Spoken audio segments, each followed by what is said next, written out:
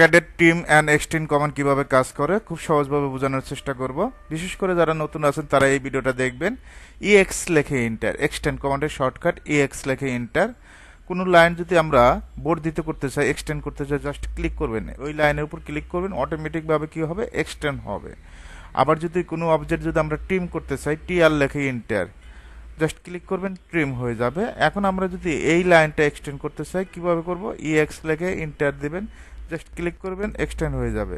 এখন যদি এই লাইনটা এক্সটেন্ড করতে চাই, জাস্ট আমরা কি করব, ক্লিক করব, ক্লিক করলে এক্সটেন্ড হয়ে যাবে। একটু জুম করে কাজ করবেন।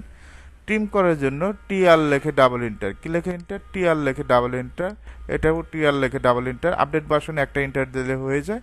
আমরা একটা লাইন নিচ্ছি, এল লেখে এন্টার, এখান থেকে 5 ফিট, কত ফিট, 5 ফিট। একইভাবে আমরা এখান থেকেও লাইন নিচ্ছি, এখান থেকে 3 ফিট।